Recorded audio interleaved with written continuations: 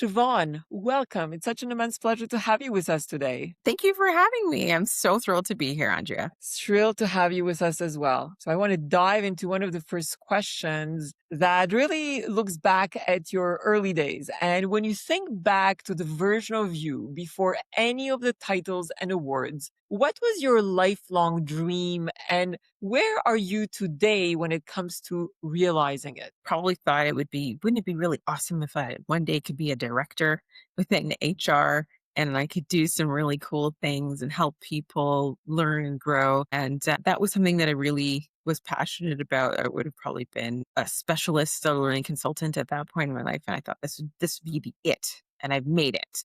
Since then, I've surpassed that dream. I've become a VP in talent and performance and really focused on so many other facets, which I just couldn't even imagine at that point between not just learning, but talent management, succession, change management, and now even doing commercial sales enablement and training. So that's a whole other skill set I was running from and never thought I would ever touch. But now that's part of my portfolio and it's very exciting to see the impacts. Congratulations on your incredible journey. So beautiful to see. When you look at all the years that have passed, how has your leadership evolved in the last few years? And what do you wish you knew when you were starting out?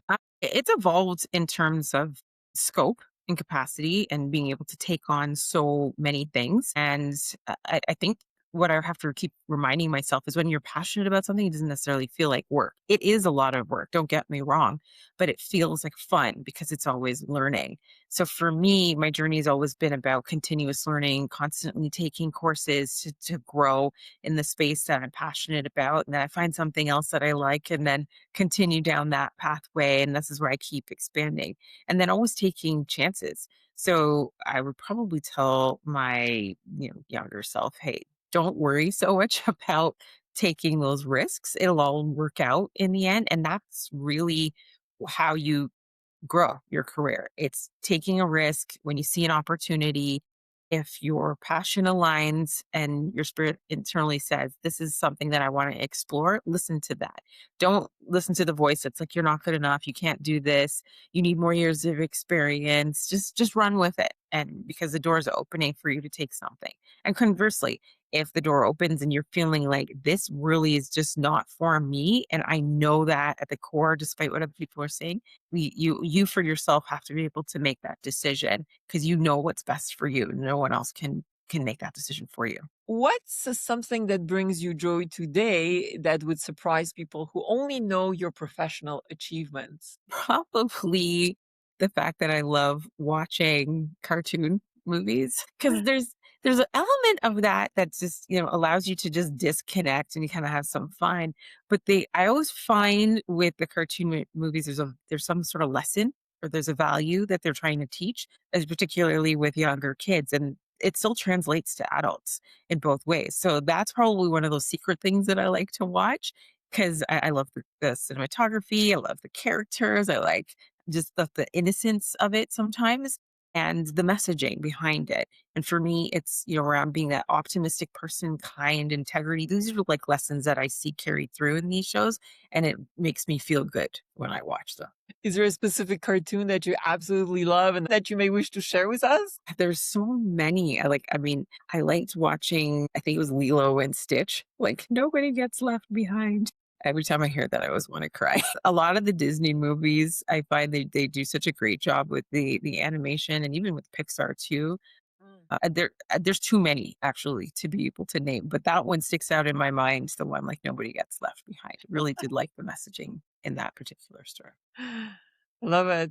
Among the many things that you do, beyond what you have already shared, you're also a speaker and you have spoken to audiences from over 70 countries. What did you learn about joy from that experience? It doesn't really matter what your cultural background is. We're actually more alike than we are disalike. And you can connect with people on profound levels from anywhere in the world as long as you're open to just having a conversation. So after speaking, I was really appreciative that people came up and were talking to me and they shared their experiences with whether it's change, leadership, helping people to grow and develop and learn. And we all had the same common goal, which is to help people develop and really bring them along that journey. And that translates regardless of country. People are still motivated to help people. And that to me is something that's absolutely fascinating when you think that we live in such a small little bubble where all the things that we do just affect us, but it's actually the same right across in multiple countries, organizations. I find that we have so much more in common than we think we do. Indeed, and it's about recognizing our shared humanity. Absolutely. And there's so much power to actually look at things in that way, particularly within an organizational setting, and just bringing that psychological safety, and making sure that everyone feels included. No one is left behind, as you were highlighting before.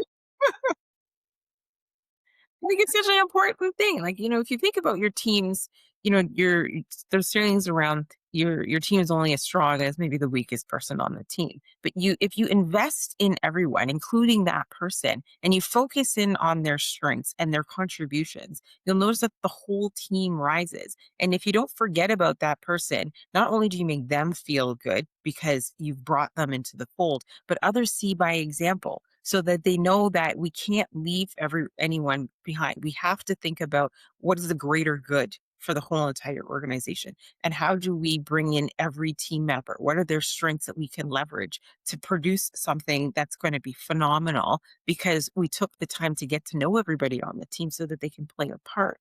And so that to me is really the true magic that you see happening when you take these lessons from something that seems so simple from a cartoon show to reality and into everyday life. Through your work in terms of helping others grow, what have you discovered along the way that allows individuals to grow faster? And I'm particularly thinking about the growth mindset and the fixed mindset Mhm. by Carol Dweck. Has that been your consistent experience from working all these years in learning and development? Do you find that people that embrace that growth mindset are the ones that accelerate their growth, accelerate their learning, and actually propel them into a brighter future than those that remain stuck in that fixed mindset? For sure. Those that are very much, career focused, ambitious, optimistic. And I'm going to stress that word optimism because that is really the difference between the person who's going to take the action and get things done and be happy and grateful and appreciative versus the one that's resisting and grumbling. It's like, I wish things would change, but they're not really joyful to want to take any action. And when I'm helping people, I usually start with what is your special talent and seek to find that hidden talent that maybe others have overlooked. And when you express confidence in somebody who might actually be feeling a sense of beaten down or distrust or maybe even saddened for whatever reason, maybe overlooked, and you recognize them for that special talent that they had, there's a switch that goes off. They feel more confident, they feel more empowered, and then that translate in terms of performance. They tend to show up. They seem to be more re-engaged. They're more empowered to take action. And so when I'm working with mentees, I find it's so important just to recognize their talent. Share what you see, that special spark, that special gift that they're given, and then how do we develop this so that others can see you for the amazing person that you are. And when you speak these words of positivity into them, it's so amazing to see how they switch over from defeat to victory. And so for me, that's where I focus on. It's how can I find your special strength and how do we amplify that? Because when you focus on what you're good at, all the other things that maybe you're not so good at tend to rise up along with that too. So I'm not going to be overly concerned about the deficiencies. Everybody has areas of opportunity that they can work on. But when you focus in on your strengths, that's where you get your joy because you're happy, you're doing something that you're good at and you enjoy doing. So that then you tend to be this much more optimistic individual that's seeking opportunities to do great things as opposed to just allowing life to happen to you and feeling like you're just a leaf in the wind that's just blowing to wherever the air is pushing you. Is there a specific technique that you would recommend our audience to pursue for those individuals that may be exploring and discovering their strengths? What would you recommend for them? I just tell people it's almost like a Venn diagram, right? So, what are the things that you enjoy doing? And then, what are the things that you're good at? And they may not necessarily be the same because you could be really good at, let's say, project management. You're highly organized. You're really good at coming up with task lists. You can see sequencing, what's dependent on what to get something done, but you don't love doing it. People give you that task because you know you're good at it and you will execute flawlessly and you get the job done. But you don't get this sense of like gratification or ultimate joy from that. But then there might be something else that you really love. Maybe it's basketball, for instance, right? You really just like going outside and playing with the basketball, but you're just not that great at it. Right. So maybe trying to aspire to be the NBA star is just not the thing. You like it, you may even love it, you're just not that great at it. So there's a recognition factor that needs to come into here. But now let's say you find something that you're really good at. Maybe you have a creative eye. Maybe you're really good at designing stuff. And then you find that you're actually really good at it too. This is where the two are intersecting. Now that's your secret sauce.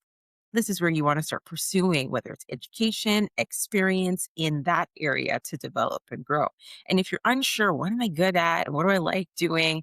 Ask a friend, somebody who knows you really well, and say, like, give me a list of 3 things that you say I'm really good at, that you've seen me. And they'll give you that list. And then from there, you start looking, well, what of that do I actually like doing? And that might start to help you create that narrative of like, okay, I'm good at this and I like doing this. Now let me find a career that matches that space.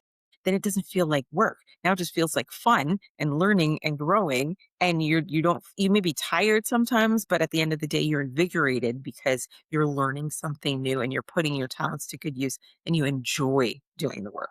Siobhan, this brings me beautifully to butterfly ladies that you have created. Would you be willing to share with us what inspired you to move forward with this beautiful project? Yeah. So what I was finding was a lot of women who look like me were asking for help.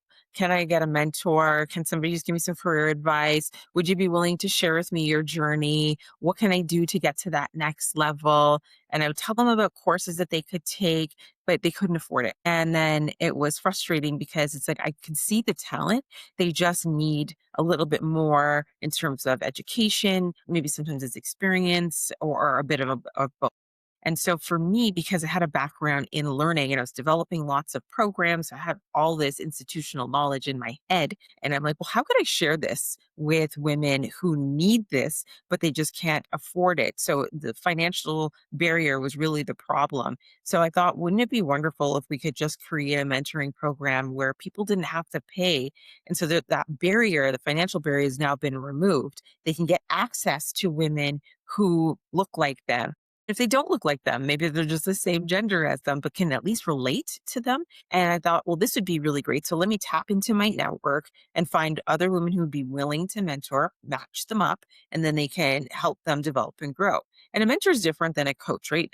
I still believe coaches are necessary. You should pay people for their skills and for the work that they're doing.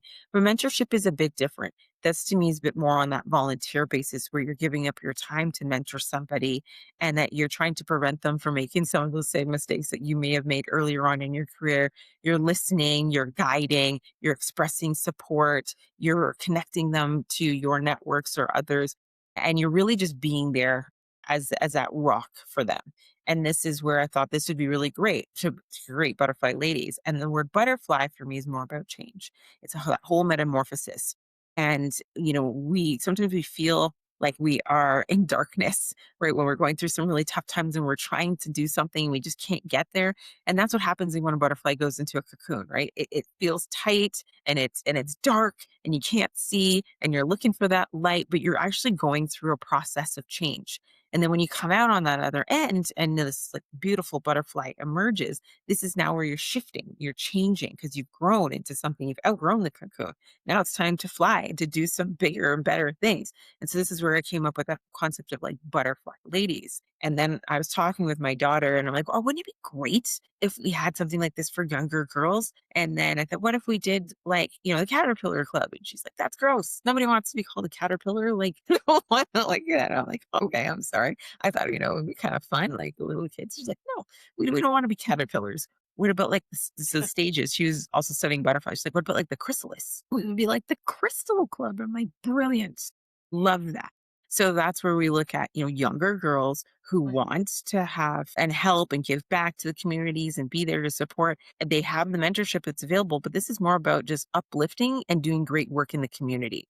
So whether you're going to the library and you're helping out younger kids learning how to read, or you're just saying hello to the neighbor across the street and bringing a smile to their face. It's those small little things that you do in your day to day life that have huge impacts more than you ever can realize. And that's the type of behavior that I want to be able to instill in young girls today and even young boys too, because, they're still trying to find their way, but having these opportunities just to do little things in the community to add that extra level of light and support truly makes a huge shift and difference. So that's kind of where that whole thing came out of. Is there a specific story within the butterfly ladies that has truly inspired you? You mean in terms of like, was there someone who went through the program who's inspired Yes, you? exactly, and that truly transform themselves, and you're really touched by their own evolution and their transformation. Yeah, there's one that comes to mind where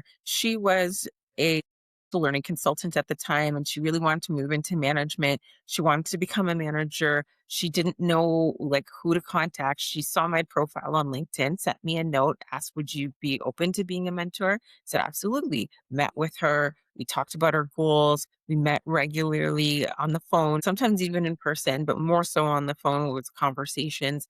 We've been now mentee mentor for at this point. She's moved on. She's become a manager. She's held multiple manager roles. She's also created her own business. She's written novels, 3 books she's actually put out there. She does speaking engagements now, which was something that she always thought, maybe that would be great to get into. Now she's like a public speaker. So huge shifts from, that person that was just needed a little extra confidence to believe in to now doing all of the things and owning her own business and succeeding in that. So that to me is a huge success story. Was there a specific mentor also that has helped you along these years? Oh, yes. We've had a few of them and in different ways. They don't even know it. I had one when I was a learning consultant very early in my career. She doesn't know that she was my mentor at the time, but really followed everything that she did, paid attention to the way that she wrote, little tips on designing and learning, engaging with different interested parties, ensuring that everybody was brought to the table, being highly organized, having project plans. And then when I started having a teams of my own, it was like, well, paying attention to what are their values? What are my values? What are the organization's values? Do they align? So really focusing a lot more on alignment with the strategy of the organization to build things out. Then I had the privilege of working with her a second time. So I left that organization, came back to another company she had moved, got to work with her for a second stint for a couple of years. Oh, it was amazing. She just gave me all the autonomy to do all the things that I needed to do, but kept coaching me in the background around, okay, this is who you need to talk to. This is what you need to plan. This is how you need to structure this. And just that from there went on to then becoming a VP. So for me, having that type of person in my life that really looked out for me and shared the real what happens helped immensely. And then I had a second mentor, completely opposite, right? So now this is a man who is like, okay, this when you stand in front of a group of individuals, this is how you need to dress, this is how you need to position yourself, this is how you need to speak with certain levels of confidence. These are research that you can bring into your conversation. These are word tweaks that you could use that are going to come across more powerful and far more confident. He was just like amazing too, but in very different ways in terms of their approach. And they also gave me different perspectives on sometimes the same point, the same situation, because they're viewing it from very different angles. From a female to a female, you're going to see it from sometimes an emotional standpoint, sometimes just from based on experience, but he's going to see it from like a male's point of view. And being able to give that wisdom helps when making the final decision, because now you've got more perspectives to weigh in on. So I would say both of them played a huge role in making me who the person I am today. Talking about some of your accomplishments, you have been named top 100 Black women to watch in Canada, among so many other awards. It's quite impressive. What responsibility do you feel these awards bring for you personally?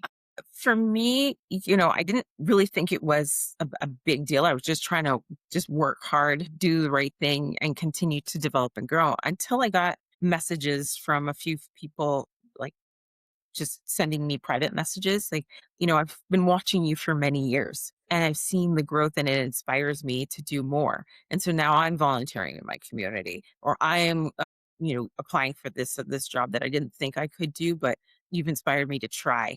Or, I've taken on a mentee, or I've decided to be on a board here, or I think I could apply even for this award and I may have actually have a shot of winning. So there's all these little tiny shifts that happen that I didn't think I was even impacting anybody in any way. And then when I see these messages come in, it's like, just thank you for being an inspiration. Thank you for sharing your stories with us. Thank you for just being there for that level of support. I may not always say it, but I have been watching you for years, right? And that to me then made, I was like, oh, okay. So, where I just was just doing this because I thought this was the right thing to do to help people in our communities, to shed some light, to be there to support, comfort, and provide guidance, whatever it may be.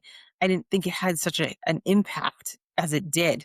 And that to me was one of the greatest gifts I could be given, was just told that keep doing what you're doing because you never know who's watching and whose lives you're changing in the process. You also have been named among the top 50 fearless leaders. What does fearless leadership mean to you? It means being able to express yourself authentically and not to be afraid to make a change, especially when it's needed. If you see something that's not working, whether there's a systemic issue, maybe it is just there's a barrier, there's a challenge, or maybe there's just an opportunity that nobody has actually taken action to put into fruition. This is where, I feel empowered to say, I'm going to say something, because if you don't say anything, nothing's going to happen. It's just going to continue to remain the same.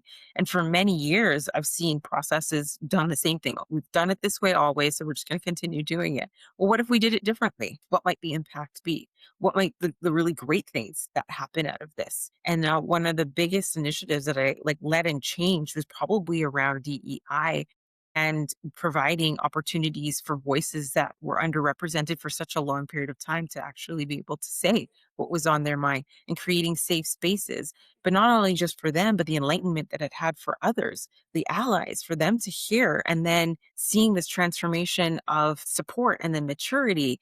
And really, people feeling like I can bring my whole self to work and I don't have to be afraid. I can let people see the other sides of me that I was too scared to share because I thought they may have thought differently of me or judged me harshly, or create just enough space so that people can learn and be like, I didn't know that. Actually, I've had similar situations too. And then you start again seeing we're more alike than we are unalike. But even to have those changes happen, you have to start with a conversation. And that's where the fearlessness comes in. So I don't come in hard, like, we need to change this right now. Otherwise, right? Like, that's very heavy fisted. And sometimes you need that. Don't get me wrong. But the way I influence is, let me start where you're at right now. Where are you current? And I'll meet you where you're at. And if you are open to a conversation, let's start that conversation. Are you open to seeing another perspective?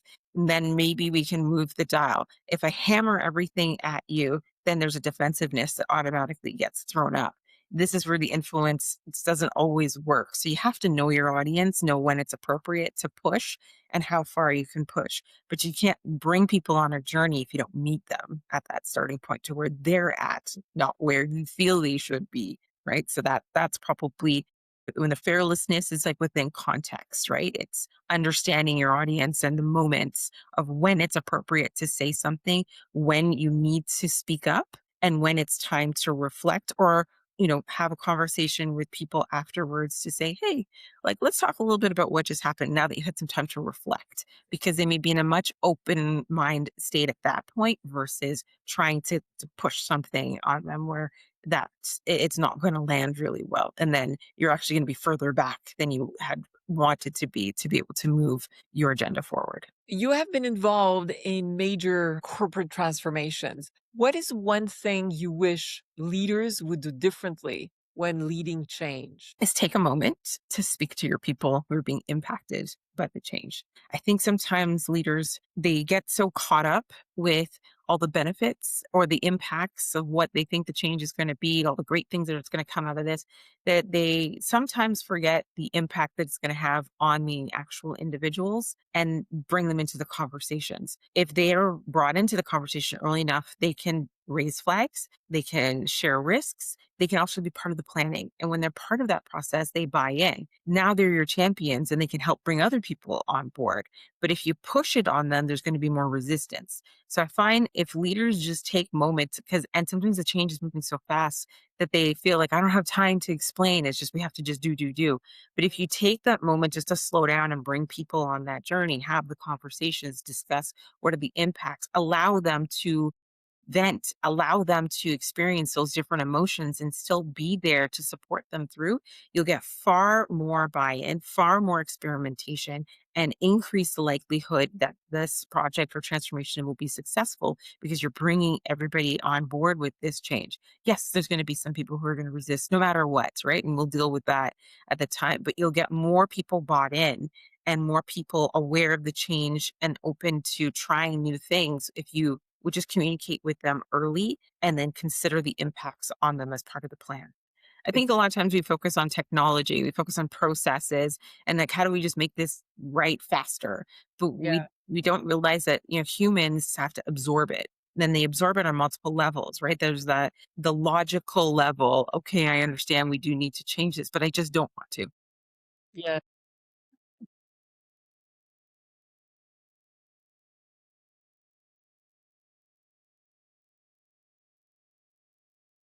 Able to work through those emotions, those feelings, and creating those spaces to have those conversations and dialogues, and then meeting them and like, okay, I hear you.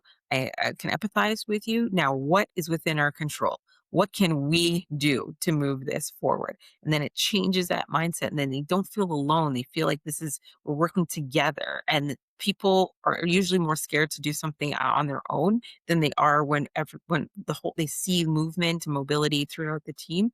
So this is why leaders have to be part of that process and share it. And when they do that effectively, that's when the changes tend to be more successful versus when they're just telling people to do things, but they're not really like in it with them.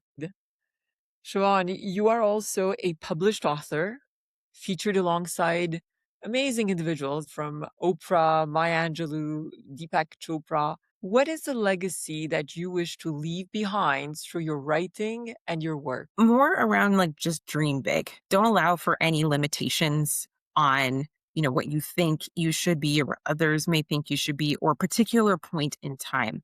We all experience change, we experience challenges, but that does not define who you are. You can write your own story. You can be anything you want to be as long as you put in the work to do that. And sometimes you just need to find some help, whether it's a mentor, a coach, a sponsor, all of the above. You got to find your group of people who are going to be here to help and support you. But don't allow, somebody's opinion of who you are, who they think you are, to shape who you're going to become. Allow yourself to just be and be, whether that is be in the moment or be bigger or dream bigger. Allow yourself that space and then go with what you internally feel. So when you are aligned vibrationally with what it is that you're dreaming about, this is where you know you're moving in the right direction. Right? You'll feel it in your spirit, you'll feel it in your joy, you feel it in every part of your body, and it's telling you this is what you need to do. So I'm always about like just dream big and shine bright, right? So Don't dim your light just because somebody else can't handle how bright you are. You just got to do you, and everything else just tends to fall into place. And so, if I can leave that legacy with others to believe in that, then the best part of my life being here is really how do I develop and grow people to be able to achieve those big dreams. If there would be a recipe for living more joyfully, what would be the three main ingredients based on all your experiences to date? Oh, that's easy. It'd be three things. So, optimism, which is always about focusing on the positive sides of things. I find when you're an optimistic human being, you tend just to be joyful, full of gratitude, full of love and caring and concern. When you are kind, core kind, you choose that over being right. So, and I tell my kids all the time, kindness over being right is the most important thing. Therefore, you're demonstrating empathy, you're demonstrating support, you're listening, and you're doing the right thing in that moment, even if it's not necessarily the legal right thing, right? Like it's like I can have all of this. This is all mine. I'm entitled to it. But share, right? So that this is where the kindness comes into play. And then the last one is integrity. So always living your life with integrity. Doesn't matter who's watching, you just do the right thing, right? If you've dropped a whole bunch of stuff on the floor, you could walk away and say, well, nobody will know it was me, but you know. So do the right thing, pick it up. Mhm. Nobody's watching. So and that applies to just all the small things, right? You find mistakes, correct them. Take the time to do it and do it right. Own up, be accountable. And through that type of behavior, I believe that's what makes really good, joyful, kind human beings. It's through the optimism, kindness, and integrity. Since you spoke about your kids, I was curious to know whether motherhood has changed you in any way. Absolutely. I would say prior to having kids, I was very much focused on like, I have to be perfect. It's all got to be about perfection and like just always trying to execute flawlessly. Wow. Anybody who's listening to this right now who has a child knows that that is not going to happen, right? So you have a kid and it turns your whole world upside down. You don't execute everything flawlessly. There might be a bunch of books out there to tell you how to do, but the real how to happens in your day to day interactions. Have to let a lot of that go. No kid wants to live their life of like, must be in a box, must do all these things in a certain way. You have to allow for them to learn and grow on their own too. And as a parent, you have to let them make mistakes. And that could sometimes be hard when you're watching them, but then they learn so much more not to touch something, not to run somewhere, not to do something. I mean, of course, you protect them. Like, don't get me wrong, right? I'm not going to let my kid run out in the street, but you still have to have some contained areas where they can try. They can make mistakes. You have to let some of that go. And you're going to make mistakes too as a parent. Nobody's perfect. We're all imperfect humans. So we're going to do something and then we're like, I wish I didn't do that. But then how do you fix that situation? Do you own up? Do you have the conversation? I'm sorry. Do you try to make it better? And that those things build character. And a lot of that translates into the leader that you become later because of those experiences that you have raising your child and being there for them. And I find a lot of times in leadership with adults, they're just like big kids. So a lot of the skills are very transferable. What is one question you wish more people would ask themselves? What is the best thing that could happen to me? I love it. Yeah. Instead of worrying about all the things that could go wrong, what's the best thing that question more, we would probably live much more like willing to take risks, willing to have fun, willing and less stressed, right? So true. So true. And Siobhan, if you could give our audience one challenge that they could pursue for this week so they can start living their dream life with more pizzazz and more joy, what would that challenge be? I would say find somebody that you can do something small for that would make an impact. And it doesn't have to be anything like really out of the ordinary. It could be a cup of coffee. It could be a phone call. It could just be a connection. Maybe you like watch their dog, whatever it might be. You walk across the street, say hello to your neighbor. Just do one small little act of kindness with intention and thoughtfulness. And you'd be so surprised at the power that that has and the vibrational positive energy that brings back into your life. Not only for the person that you're impacting with that hello, how are you? Have a conversation, that cup of tea or coffee that that person may have needed. Those small little acts of kindness have ripple impacts. And that's where we talk about like the butterfly effect. So just one small little act of kindness is what I'm going to ask for people to do this week. Love that. Siobhan, it's been an immense pleasure to speak with you today, to learn more about your journey and your incredible, incredible achievements. Thank you so much for everything you have shared. Thank you for having me. This has been fun.